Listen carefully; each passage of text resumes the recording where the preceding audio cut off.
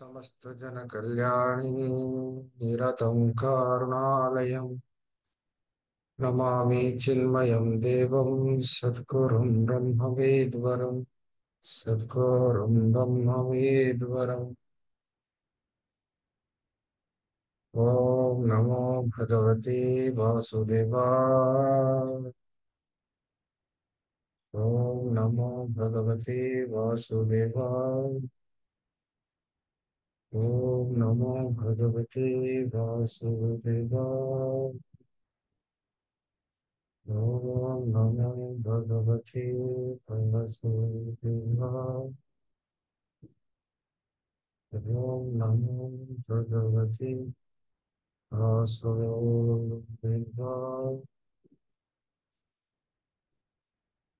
नमः शिवाय।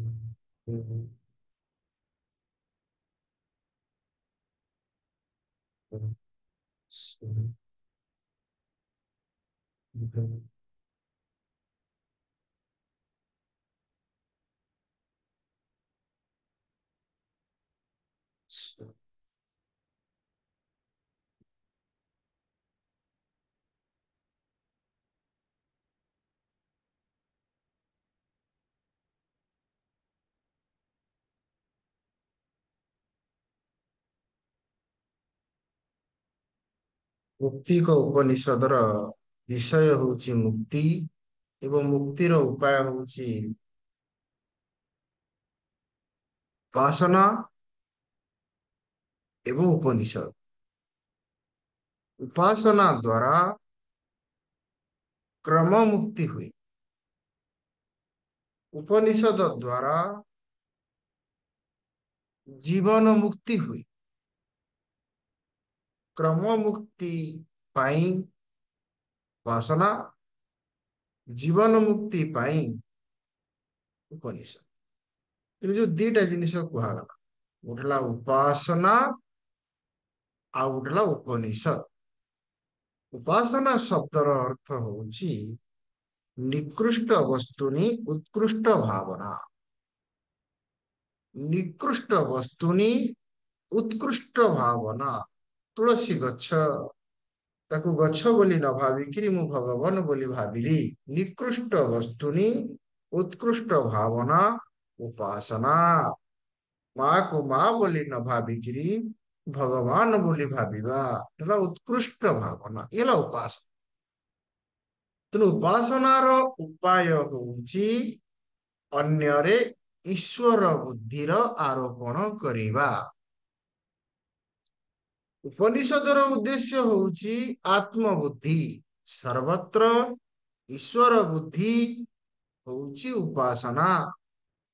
सर्वत्र आत्मबुद्धि होची उपनिषद। तेणु भगवान राम हनुमान को कहउचंती दीटा उपाय रे जने व्यक्ति मुक्ति लाभ करि परिबो। उठला उपासना। उपासना होची कौन ना सर्वत्र ईश्वर बुद्धि। ईश्वर सर्वभूतानां, समस्तଙ୍କ ଭିतरे भगवान अछंती। एकु कहगला उपासना द्वारा मुक्ति। यदि सबुआड़े से ईश्वर को न देखुची तले सर्वत्र आत्म बुद्धि सर्वात्म भाव एकु कहगला उपनिषद। आउ जदि ए दीटा जाकर न हुए, देहात्म भाव रुहे, ताकू कुहागला बंधन। हनुमान को भगवान राम कहउचंती जे गोटला बंधन आ गोटला मुक्ति। गोटला जीव आ गोटला जीवन मुक्ति। जीव काहाकू कुहा जाए, जीवन मुक्ति काहाकू कुहा जाए। ना जीव काहाकू कुहा जाए ना जे शरीर को मु एवं मोर बोली भावे ताकू कुहा जाए जीव। जे शरीर को मु एवं मोर बोली भावे ताकू कुहा जाए जीव। जाग्रत समय रे स्थूल शरीर, सूक्ष्म शरीर, कारण शरीर को मु एवं मोर बोली भावे। स्वप्न समय रे स्थूल शरीर रे मु एवं मोर भाव न थाए। सुसुप्ति समय रे शरीरर ମୁଁ ଏବଂ ମୋର ଭାବ ନିବୃତ୍ତି ହେଇଯାଏ। ତେଣୁ ସୁଷୁପ୍ତି ହଉଛି ମୁକ୍ତି, ଜାଗ୍ରତ ହଉଛି ବନ୍ଧନ। କାହିଁକି? ନା ସୁଷୁପ୍ତିରେ ଦେହାଭିମାନ ନଥାଏ। ସୁଷୁପ୍ତିରେ ଅଭିମାନ ନଥାଏ। ତେଣୁ ଭଗବାନ କହୁଛନ୍ତି ହନୁମାନ ସୁଷୁପ୍ତି ସମୟରେ ପ୍ରାକୃତିକ ଉପାୟରେ ମଣିଷ ଯୋଉ ସ୍ଥିତିରେ ଥାଏ, ଯଦି ଜଣେ ବ୍ୟକ୍ତି ଜାଗ୍ରତ ସମୟରେ ବିଚାର ଦ୍ଵାରା ସେହି ସ୍ଥିତି କି ଚାଲିଯିବ, ତାକୁ କୁହାଯିବ ଜୀବନ ମୁକ୍ତି। ତେଣୁ ଜୀବନ ମୁକ୍ତି ଶବ୍ଦର ଅର୍ଥ ହଉଛି ସର୍ବାତ୍ମ ଭାବ, ସବୁଥିରେ ମୋର ଭାବ।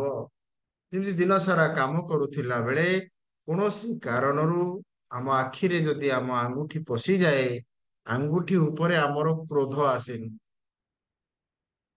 ଆଖିରେ ଆଙ୍ଗୁଠି ପଶିଲେ ଆଙ୍ଗୁଠିର ଅପରାଧ ଆମେ ଦେଖେନି। କାହିଁକି?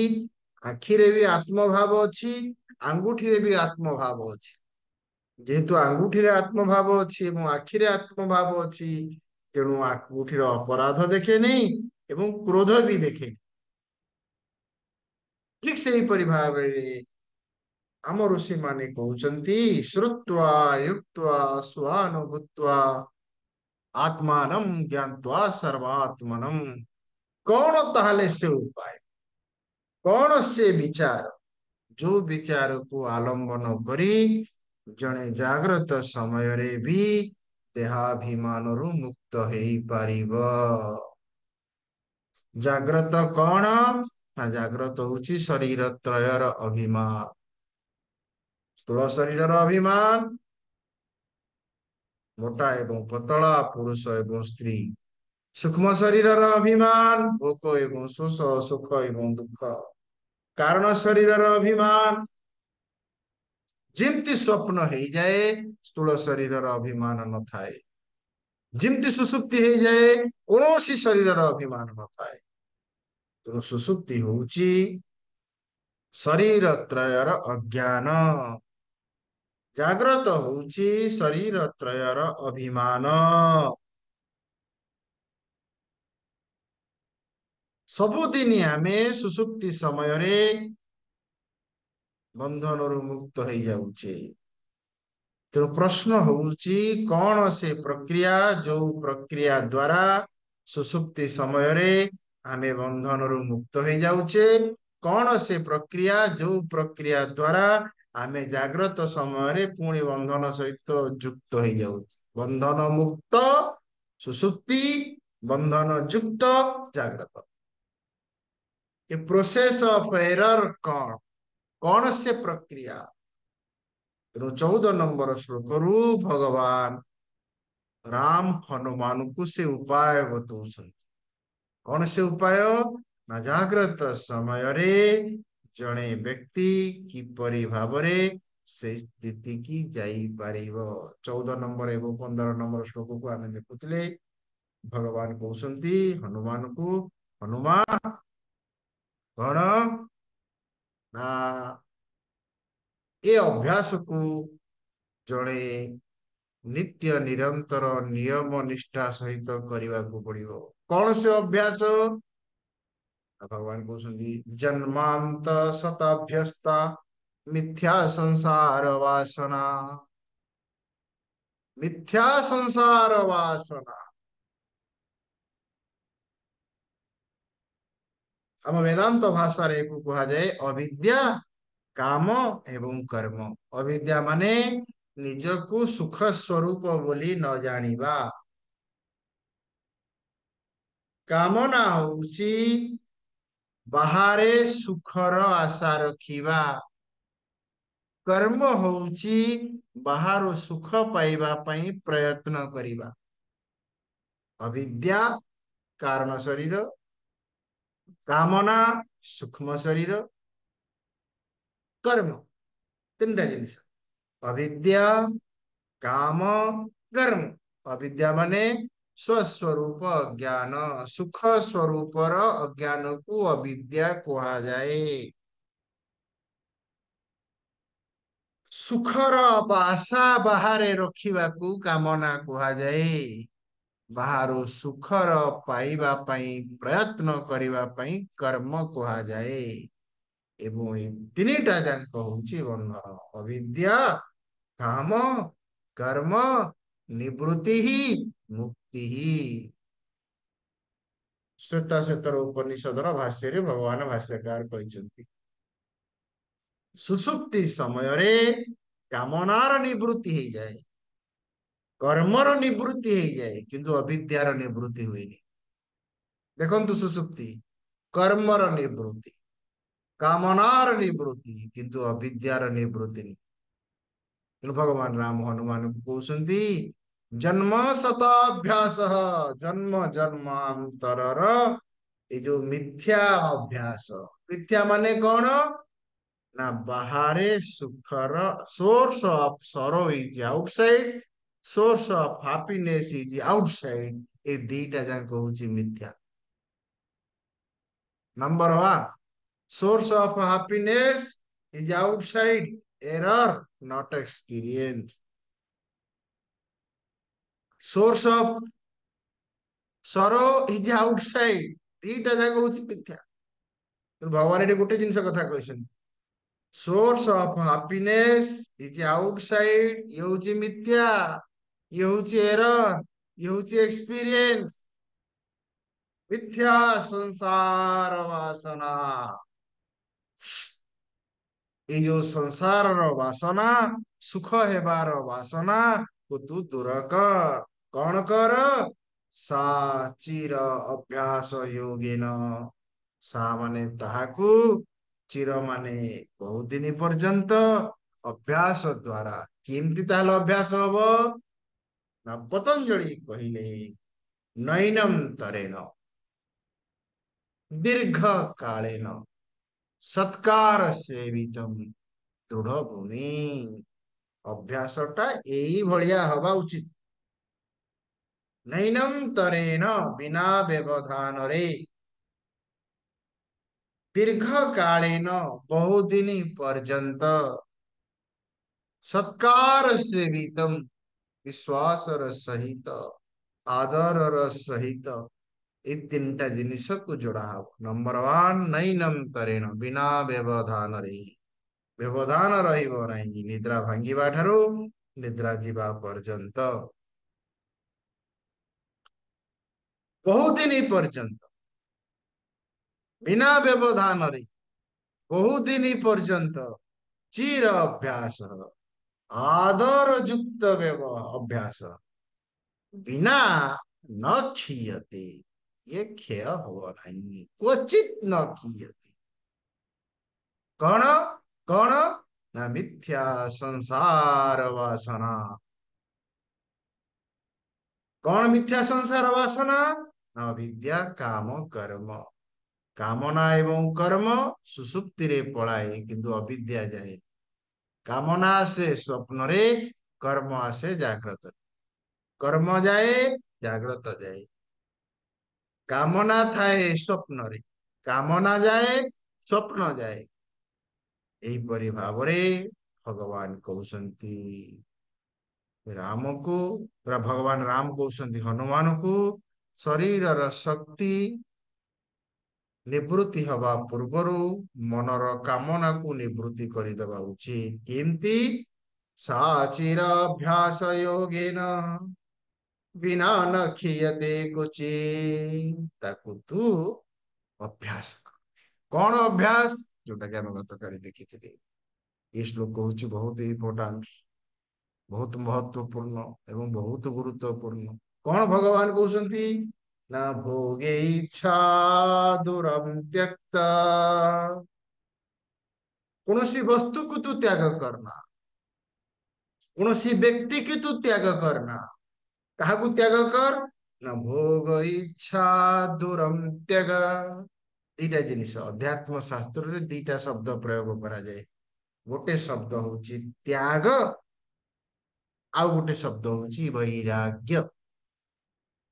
ତ୍ୟାଗ ଆଉ ବୈରାଗ୍ୟ, ତ୍ୟାଗ ଆଉ ବୈରାଗ୍ୟ ଭିତରେ ଫରକ ହଉଛି ବସ୍ତୁ ଠାରୁ ଦୂରେଇ ରହିବାଟା ହେଲା ତ୍ୟାଗ। ମୁଁ ମାଛ ଖାଇବିନି, ତ୍ୟାଗ। ବ୍ୟକ୍ତି ଠାରୁ ଦୂରେଇ ରହିବାଟା ହେଲା ତ୍ୟାଗ। ତାକୁ ଦୂରେଇ ଦବାଟା ହେଲା ତ୍ୟାଗ। ତାଠାରୁ ଦୂରେଇ ରହିବାଟା ହେଲା ତ୍ୟାଗ। କିନ୍ତୁ ବୈରାଗ୍ୟ କଣ? ବୈରାଗ୍ୟ ହଉଛି ବସ୍ତୁ ଠାରୁ ମୁଁ ଦୂରକୁ ଯିବିନି, କି ସେ ମୋ ଠାରୁ ଦୂରକୁ ଯିବନି, କିନ୍ତୁ ତା ପ୍ରତି ଥିବା ଭୋଗର ଇଚ୍ଛାକୁ ମୁଁ ଦୂର କରିଦେବି। କଣ ଭୋଗର ଇଚ୍ଛା? ନା ଭୋଗର ଇଚ୍ଛା ହଉଛି ସୁଖ ଏବଂ ଦୁଃଖ ପାଇଁ ଦୁନିଆକୁ ମୁଁ ଦାୟୀ କରିବି ନାହିଁ। ଭୋଗ ତ୍ୟାଗ ବୈରାଗ୍ୟ। ଭୋଗ ତ୍ୟାଗ ବୈରାଗ୍ୟ। ଦେଖନ୍ତୁ ଶବ୍ଦ ଦେଖନ୍ତୁ। ମୋ କହିବା ଅର୍ଥ ତ ଏଇ ଶ୍ଲୋକଟାକୁ ଆମେ ମନେ ରଖିବା ଉଚିତ। ତସ୍ମାତ୍ ସୌମ୍ୟ ପ୍ରୟତ୍ନେନ ପରୁଷେଣ ବିବେକେନ ଭୋଗ ଇଚ୍ଛା ଦୂରମ୍ ତ୍ୟଗ। କେମିତି ମୁଁ ଜାଣିବି ଯେ ମୋର ଭୋଗ ଇଚ୍ଛା ଗଲାନି? ଉପନିଷଦରେ କୁହାଯାଇଛି କଣ? ଯେତେବେଳେ ବ୍ୟକ୍ତି ଅନୁଭବ କରିବ ସାମ୍ନାରେ ଭୋଗ ବସ୍ତୁ ଅଛି, କିନ୍ତୁ ଭିତରେ ଭୋଗର ଭାବନା ଆସୁନି, ଭୋଗର କାମନା ଆସୁନି। ଭୋଗ କରୁଛି, ଭୋଗ ଭୋଜନ ଅସ୍ତି, କିନ୍ତୁ ଭିତରେ ତା ପ୍ରତି କାମନା ଆସୁନି। ଭୋଗ ଇଚ୍ଛା ଦୂରମ୍ ତ୍ୟକ୍ତ, ଦୂରମ୍ ତ୍ୟକ୍ତ, ତାକୁ ତୁ ତ୍ୟାଗ କରିଦେ, ତାକୁ ତୁ ତ୍ୟାଗ କରିଦେ। ତାପରେ ଯଦି ଜଣେ ତ୍ୟାଗ କରି ନପାରେ, ତେଣୁ ଆମ ଶାସ୍ତ୍ରରେ କୁହାଗଲା ଯଦି ଜଣେ ତ୍ୟାଗ ନ କରେ, ତାହେଲେ ସେ କଣ କରିବ? ନା ମର୍ୟାଦିତ ଭୋଗ। ଦେଖନ୍ତୁ ଦିଟା ଜିନିଷ କୁହା, ଗୋଟେ ହେଲା ଭୋଗ ଇଚ୍ଛା ତ୍ୟାଗ, ଆଉ ହେଲା ମର୍ୟାଦିତ ଭୋଗ। ମର୍ୟାଦିତ ଭୋଗ ମାନେ ଲୌକିକ ବୌଦ୍ଧିକ ନିୟମକୁ ଉଲ୍ଲଂଘନ ନ କରିକିରି ଭୋଗ କରିବା। ଏଇ ଯୋଉ ମର୍ୟାଦିତ ଭୋଗକୁ କୁହାଗଲା ଆଶ୍ରମ ବ୍ୟବସ୍ଥା। ଗୃହସ୍ଥ ଆଶ୍ରମ, ବ୍ରହ୍ମଚାରୀ ଆଶ୍ରମ, ବାନପ୍ରସ୍ଥ ଆଶ୍ରମ। ତେଣୁ କଣ? ଯଦି ମୁଁ ୟାକୁ ତ୍ୟାଗ କରି ପାରୁନାହିଁ ବିଚାର ଦ୍ଵାରା, ତାହେଲେ ମର୍ୟାଦିତ ଭୋଗ, ଗୋଟେ ମର୍ୟାଦା ଭିତରେ ରହି, ଗୋଟେ ସୀମା ଭିତରେ ରହି, ବୈଦିକ ଲୌକିକ ନିୟମକୁ ଉଲ୍ଲଂଘନ ନ କରି ମୁଁ ଭୋଗ କରିବି। ଦିଟା ହେଲା ଉପାୟ। ମର୍ୟାଦିତ ଭୋଗ, ଆଶ୍ରମ ବ୍ୟବସ୍ଥା, ଆଉ ଗୋଟେ ହଉଛି କଣ? ଭୋଗ ଇଚ୍ଛା ଦୂରମ୍ ତ୍ୟକ୍ତ। କଣ? ନା ବୈରାଗ୍ୟ। ଏ ବୈରାଗ୍ୟ ହଉଛି ଦୁଇ ପ୍ରକାର। ବର୍ତ୍ତମାନ ଆମେ ଯାହା ବିଚାର କରିବା, ଟିକେ ତାକୁ ଗୁରୁତ୍ୱ ସହିତ ଧ୍ୟାନ ଦିଅନ୍ତୁ। ବୈରାଗ୍ୟ ହଉଛି ଦୁଇ ପ୍ରକାର।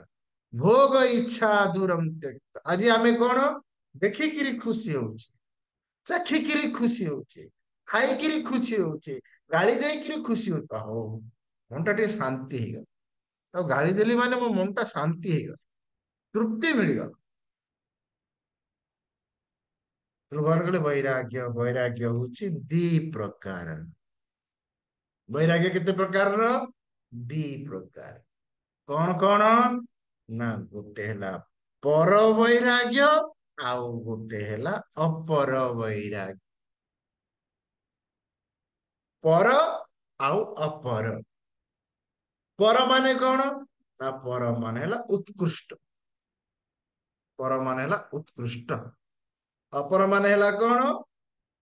ତା ତୁଳନାରେ ଇଏ ହଉଛି ଫାଷ୍ଟ ହଉଛି ଅପର ବୈରାଗ୍ୟ, ତାପରେ ହଉଛି ପର ବୈରାଗ୍ୟ। ପର ବୈରାଗ୍ୟ ହଉଛି ଶ୍ରେଷ୍ଠ ବୈରାଗ୍ୟ। ଦୃଷ୍ଟ ଆନୁଶ୍ରବିକ ବିଷୟ ବିତୃଷ୍ଣା। ତେଣୁ ଅପର ବୈରାଗ୍ୟ, ଅପର ବୈରାଗ୍ୟକୁ ପତଞ୍ଜଳି କହିଲେ ଏଇ ଯୋଉ ଅପର ବୈରାଗ୍ୟର ଚାରୋଟି ସ୍ତର। କଣ କଣ? ନା ପ୍ରଥମେ ହଉଛି ଇୟତମାନ ସଂଜ୍ଞା। ପ୍ରଥମେ ହଉଛି ଇୟତମାନ ସଂଜ୍ଞା। ଦ୍ୱିତୀୟରେ ହଉଛି ବ୍ୟତିରେକ ସଂଜ୍ଞା।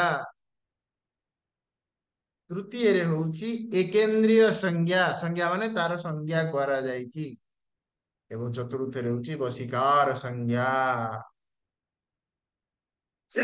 यतमान यतमान व्यतिरेक एकेंद्रिय वशीकार प्रथम होउची यतमान यतमान माने कौन ना प्रयत्न करिवा पतंजलि कहले प्रयत्न करने को कहला यतमान वैराग्य जहाँ न देखिवा कथा ताको मु देखिबी नहीं जहाँ देखिवा कथा ताको मु अधिका देखिबी नहीं जहाँ सुनिवा कथा ताको मु सुनिबी नहीं जहाँ सुनिवा कथा ताको मु अधिका सुनिबी नहीं प्रयत्न करी निषिद्ध विषय ठारू निजको दूरेई रखिवा जे मु ताहा जमा ग्रहण करिबी नहीं जहाँ न देखिवा कथा ताको मु जमा देखिबी नहीं जहाँ न शुणिवा कथा ताको मु जमा शुणिबी नहीं जहाँ न खाइबा कथा ताको मु जमा खाइबिनी तापरे जहाँ खाइबा कथा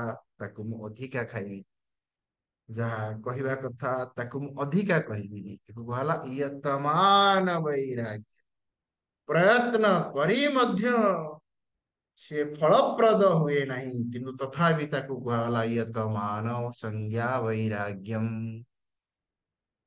ये हब किमती ना ये दोष दर्शन द्वारा हब ये विचार द्वारा हबनी फल्ट फाइंडिंग जन्म मृत्यु जरा व्याधि दुख दोषानुदर्शनम ये एक नंबर जन्म मृत्यु जरा व्याधि दुख दोष अनुदर्शनम यतमान वैराग्य यतमान संज्ञा तापरे तापरे आसिला व्यतिरेक व्यतिरेक माने कौन ना से प्रयत्न करू करू करू किछिरे सफल हेलाणी आउ किछिरे विफल हेलाणी यतमान कौन यतमान रे प्रयत्न करूची किंतु सफल हेई पार देखो ठीक है प्रयत्न अछि किंतु फलप्रद हेई पार व्यतिरेक रे माने अर्धांश रे सफल अर्धांश रे विफल मिछ कहवाटा से छाड़ी पार माछ खाइबाटा से छाड़ी देलानी किंतु मिछ कहवाटा से छाड़ी पार व्यतिरेक व्यतिरेक माने एतिक को से छाड़ी देलानी आउ एतिक को से छाड़ी पारुनी जो आखि कान नाक जीभ चर्म आखि ऊपर तार विजय ହେଇଗଲାଣି କାନ ଉପରେ ତାର ବିଜୟ ହେଇ କିନ୍ତୁ ଜିଭ ଉପରେ ତାର ହଉ କହିବା ଆଉ ଖାଇବାଟା ତା ଉପରେ କଣ୍ଟ୍ରୋଲ ହଉ କଣ କହିଲା ବ୍ୟତିରେକ ବୈରାଗ୍ୟ ଟିକେ ଦେଖନ୍ତୁ ଶାସ୍ତ୍ରର ବିଚାର ଋଷି ମାନଙ୍କର ନିରୀକ୍ଷଣ ଆରମ୍ଭ ହେଲା କୋଉଠୁ ଇୟତମା ଇୟତମାନ ମାନେ କଣ ଯାହା ନିଷିଦ୍ଧ ତାକୁ ମୁଁ ଜମା ଗ୍ରହଣ କରିବି ନାହିଁ ଯାହା ନିୟତ ତାକୁ ମୁଁ ଅଧିକା ଗ୍ରହଣ କରିବିନି ଯାହା ନ ଖାଇବା କଥା ତାକୁ ମୁଁ ଜମା ଖାଇବିନି ଯାହା ଖାଇବା କଥା ତାକୁ ମୁଁ ଅଧିକା ଖାଇବିନି ତାପରେ ଆସିଲା ବ୍ୟତିରେକ ବ୍ୟତିରେକ ମାନେ 50-50 75-20 40-60 ତାପରେ ତୃତୀୟରେ ଆସିଲା ଏକେନ୍ଦ୍ରିୟ ଏକେନ୍ଦ୍ରିୟ ମାନେ ମନରେ ସ୍ମରଣ ହଉଛି ଇଚ୍ଛାଟା ହଉଛି ଟିକେ ଖାଇବା ପାଇଁ କିନ୍ତୁ ଆଚରଣ ନାହିଁ ଏକେନ୍ଦ୍ରିୟ ମାନେ ଗୋଟିଏ ଜାଗାରେ ଅଛି ଏକେନ୍ଦ୍ରିୟ ମାନେ କେବଳ ଅନ୍ତଃକରଣରେ ନିଷିଦ୍ଧ ବିଷୟର ସ୍ମରଣ ହଉଛି କିନ୍ତୁ କର୍ମେନ୍ଦ୍ରିୟ ଦ୍ଵାରା ତାର ଆଚରଣ ହଉ ସ୍ମରଣ ହଉଛି ଖାଇଲା ବେଳେ ମନେ ପଡୁଛି କାରଣ ଟିକେ ଏଇଥିର ଭଲ ଲାଗେ ମନେ ପଡୁଛି ସ୍ମରଣ ହଉଛି କିନ୍ତୁ ସେ ନିଜକୁ ବିଚାର ଦ୍ଵାରା ଭୋଗ ଇଚ୍ଛା ଦୂରମ୍ ତ୍ୟକ୍ତ ଫାର୍ଷ୍ଟ ଷ୍ଟେପ ହେଲା ଫାର୍ଷ୍ଟ ଷ୍ଟେପ ହେଲା ୟତମାନ ସଂଜ୍ଞା ସେକେଣ୍ଡ ଷ୍ଟେପ ହେଲା ବ୍ୟତିରେକ ସଂଜ୍ଞା ୟତମାନ ବୈରାଗ୍ୟ କୁହାଯାଲେ ଚଳିବ ସଂଜ୍ଞା କହିଲେ ବି ଚଳିବ କିନ୍ତୁ ଋଷି ମାନେ କହିଛନ୍ତି ସଂଜ୍ଞା ୟତମାନ ସଂଜ୍ଞା ବ୍ୟତିରେକ ସଂଜ୍ଞା ତୃତୀୟ ଟା ହେଲା କଣ ନା ତୃତୀୟଟା ହଉଛି ଏକେନ୍ଦ୍ରିୟ, ଯୋଉଠି ସ୍ମରଣ ଅଛି, ମନେ ପଡୁଛି, ବାସନା ଅଛି, ଭାବନା ଅଛି, କାମନା ନାହିଁ କି କର୍ମ ନାହିଁ। ବାସନା ଅଛି, ଭାବନା ଅଛି, କାମନା ନାହିଁ କି କର୍ମ ନାହିଁ, ସ୍ମରଣ ଅଛି। ତାପରେ ଚତୁର୍ଥରେ ହଉଛି ବଶିକାର ସଂଜ୍ଞା। ଇଏ ହଉଛି ଫାଇନାଲ ଷ୍ଟେପ। ବଶିକାର ସଂଜ୍ଞା। ବଶିକାର ସଂଜ୍ଞା କଣ? ନା ବଶିକାର ସଂଜ୍ଞା ବ୍ୟାସଦେବ କହିଲେ, ହେୟ ଉପାଦେୟ ଶୂନ୍ୟಂ ବଶିକାରମ୍। ଏକୁ ଆପଣ ଲେଖିକିରି ରଖନ୍ତୁ। ହେୟ उपादेय शून्यम वशीकार संज्ञा। हेय उपादेय वशीकार वैराग्यम। हेय, हेय माने କାହାକୁ ସେ ଦୂରେଇ ଦେବା ପାଇଁ ଚାହୁଁନି, କି କାହାଠାରୁ ସେ ଦୂରେଇ ଯିବା ପାଇଁ ଚାହୁଁନି, କାହା ପାଖରେ ସେ ଦୋଷ ଦେଖୁନାହିଁ। ଉପାଦେୟମ୍, ଉପାଦେୟ ମାନେ କାହା ପାଖରେ ସେ ରହିବା ପାଇଁ ଚାହୁଁନି, କି କାହାକୁ ପାଖରେ ରଖିବା ପାଇଁ ଚାହୁଁନି। ହେୟ ଉପାଦେୟ ଶୂନ୍ୟମ୍, ଏଇଭଳିଆ ଯୋଉ ଅନ୍ତଃକରଣକୁ କୁହାଗଲା ଅପର ବୈରାଗ୍ୟର ସ୍ଥିତି, ବଶିକାର ସଂଜ୍ଞା। ହେୟ ଭାବନା ନାହିଁ କି ଉପାଦେୟ ଭାବନା ନାହିଁ, ନନ୍ ରିଆକ୍ଟିଭ ଆଟେନସନ। ହେୟ ଭାବନା ନାହିଁ କି ଉପାଦେୟ ଭାବନା ନାହିଁ, କୌଣସି ବ୍ୟକ୍ତି ପ୍ରତି ନାହିଁ, କି କୌଣସି ବସ୍ତୁ ପ୍ରତି ନାହିଁ, କି କୌଣସି ଘଟଣା ପ୍ରତି। ତ୍ରୟମେବ ସମାଶ୍ରୟ, ଏଇ ତିନିଟା ଯାକକୁ ଆଶ୍ରୟ କରି ଷ୍ଟେପ ବାଇ ଷ୍ଟେପ ତୁ ଏଇଠି ଆସିକିରି ପହଞ୍ଚ। କଣ କଣ? ନା ପୌରୁଷେଣ ବିବେକେନ ପ୍ରୟତ୍ନେନ। ତିନିଟା ଯାକ ଗତକାଲି ଆମେ ଦେଖିଛେ। ପ୍ରଥମେ ହଉଛି ବିବେକ, ବିବେକ ଦ୍ଵାରା ଭାବନା ଆସିଲା ବେଳେ ତୁ ଜାଣ ଆୱା ଅନାଲାଇ ଆୱୟା ଅନାଲାଇ ଆୱୟା ଅନାଲାଇ। ତାପରେ ଯଦି ତୁ ଜାଣିଲୁ ଯେ ମୋ ଭିତରେ ଯୋଉ ବାସନା ଭାବନାଟା ଅଛି, ଏଟା ହଉଛି ଅଶୁଭ ଭାବନା, ଏଟା ହଉଛି ଅଶୁଦ୍ଧ ଭାବନା, ଏଟା ହଉଛି ନିଷିଦ୍ଧ ଭାବନା, ତାହେଲେ ନିଜକୁ ଦୂରେଇକି ରଖ। Keep distance, keep distance, be indifference, be indifference, be indifference। ଏକୁ କୁହାଗଲା ପ୍ରୟତ୍ନ। ଯଦି ଜାଣିଲୁ ଯେ ମୋ ଭିତରେ ଯୋଉ ଭାବନାଟା ଆସୁଛି ଏଟା ହଉଛି ଶୁଭ, ତାହେଲେ ଆଇଡେଣ୍ଟିଫିକେସନ, ଆଇଡେଣ୍ଟିଫିକେସନ, ଆଇଡେଣ୍ଟିଫିକେସନ। ତେଣୁ ସୂତ୍ର କଣ? Aware and avoid what is not to be done. Aware and act what is to be done। ହେଇଗଲା ଦିଟା line. Aware and avoid what is not to be done। ସଜାଗ ରୁହନ୍ତୁ ଏବଂ ନିଜକୁ ଦୂରେଇ ରଖନ୍ତୁ ନିଷିଦ୍ଧ ଠାରୁ। ମୋର ବିବେକ ଅନୁସାରେ, ମୋର ବୁଦ୍ଧି ଅନୁସାରେ ମୁଁ ଯଦି ଜାଣିଲି ଯେ ଏଟା ହଉଛି ନିଷିଦ୍ଧ, ନିଜକୁ ଦୂରେଇ ରଖିବି। ଭଗବାନ ରାମ କହୁଛନ୍ତି, ଏତିକି ଯଦି ତୁ ଟିକେ ଅଭ୍ୟାସ କଲୁ, ପୁଣି କେମିତି? ନା ଚିର ଅଭ୍ୟାସ ସଂସାର ବାସନା ନାଶ। ଏଇ ଯୋଉ ସଂସାର ବାସନା ନାଶ ହେଇଯିବ। ଥରେ ଯଦି ଏ ବାସନା ନାଶ ହେଇଗଲା, ତୁ ମୁକ୍ତ। तस्माद् वासनया युक्तो मनः बद्धं विदुर्बुधः। तस्मात् वासनया युक्तो मनः, जो मन ବାସନା ସହିତ ଯୁକ୍ତ ହେଇକିରି ଥାଏ, ସେଇ ମନ ବନ୍ଧନରେ ଅଛି। ଯୋଉ ମନ ବାସନା ସହିତ ଯୁକ୍ତ ହେଇକିରି ନାହିଁ, ସେଇ ମନ କିଏ କହିଛନ୍ତି? ନା ବୁଦ୍ଧାଃ ବିଦୁରୁଃ। ବୁଦ୍ଧା ମାନେ ବିଦ୍ୱାନ, ବିଦୁ ମାନେ ଜାଣିଛନ୍ତି ଏବଂ କହିଛନ୍ତି।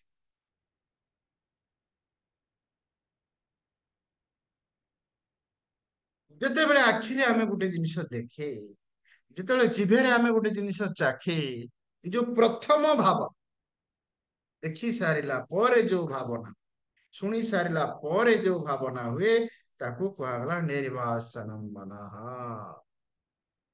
ତାପରେ ଦେଖି ସାରିଲା ପରେ ଆମେ ତାର ଗୁଣ ବିଚାର କରେ, ଆମେ ତାର ଦୋଷ ବିଚାର କରେ, ଏବଂ ଗୁଣ ବିଚାର କରି ତା ପ୍ରତି ପ୍ରିୟ ଭାବନା ଆସେ, ଏବଂ ଦୋଷ ବିଚାର କରି ତା ପ୍ରତି ଅପ୍ରିୟ ଭାବନା ଆସେ। ଯିଏ ଆମର ପ୍ରିୟ ତା ପ୍ରତି ଗୋଟେ ଆଶା ଏବଂ ଆକାଂକ୍ଷା ରୁହେ, ଯିଏ ଆମର ଅପ୍ରିୟ ତା ପ୍ରତି ଆପତ୍ତି ଏବଂ ଅଭିଯୋଗ ରୁହେ। ଯୋଉ ବ୍ୟକ୍ତି ଭିତରେ ଏଇ ଦୁଇ ପ୍ରକାର ବୃତ୍ତି ନାହିଁ, ସେ ମୁକ୍ତ। କଣ ନା ପ୍ରିୟ ପ୍ରତି ଆଶା ଏବଂ ଆକାଂକ୍ଷା, ଅପ୍ରିୟ ପ୍ରତି ଆପତ୍ତି ଏବଂ ଅଭିଯୋଗ। ଆଖି ଖୋଲିଲେ କିଛି ରୂପ ପ୍ରିୟ ଲାଗିବ, କିଛି ରୂପ ଅପ୍ରିୟ ଲାଗିବ। କାନ ଖୋଲା ରହିଲେ କିଛି ଶବ୍ଦ ପ୍ରିୟ ଲାଗିବ, କିଛି ଶବ୍ଦ ଅପ୍ରିୟ ଲାଗିବ।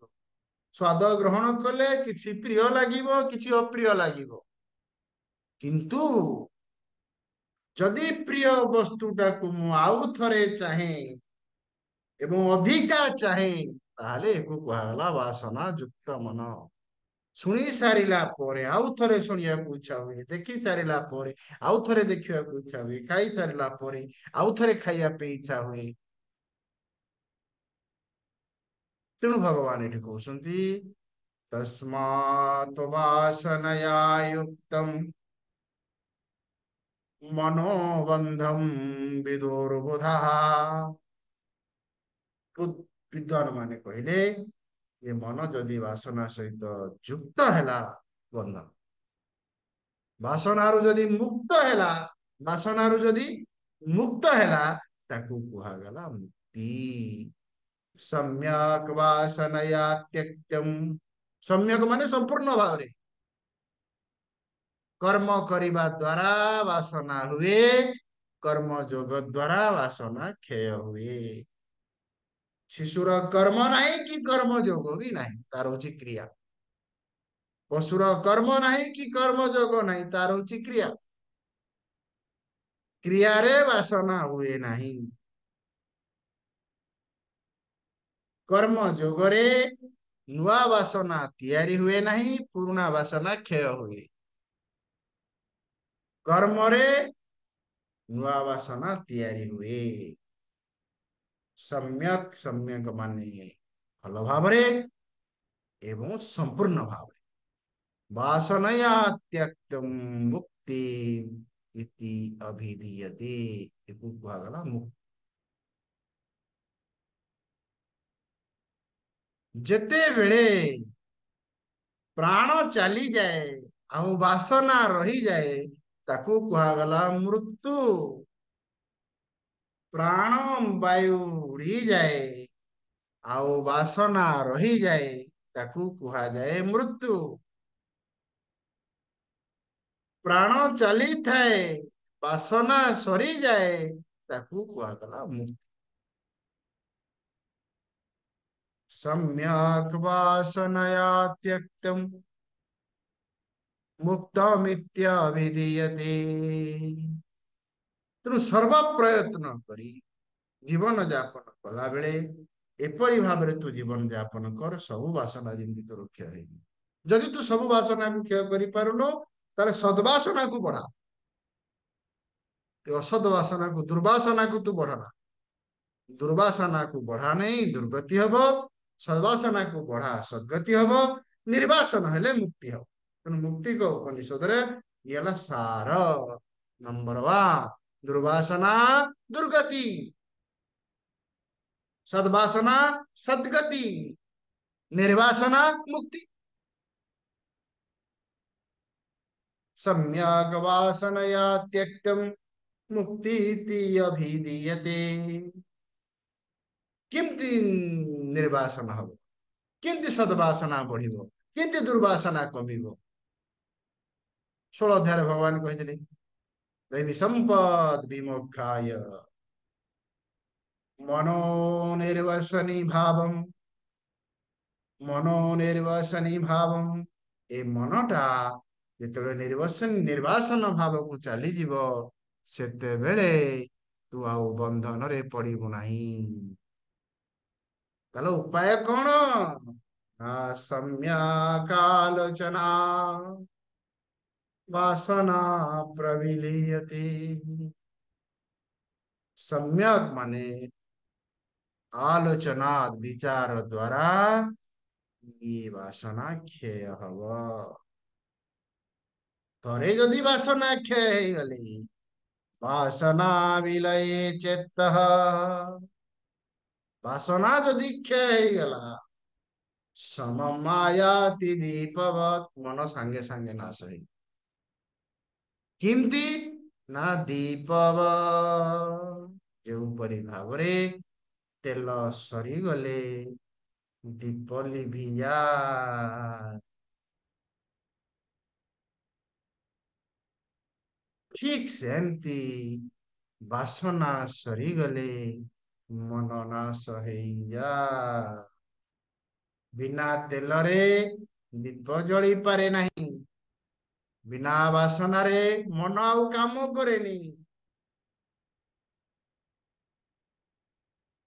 ବାସନା କ୍ଷୟ ହବ, ମନ ନାଶ ହବ ଏବଂ ତତ୍ଵ ଜ୍ଞାନ ହବ।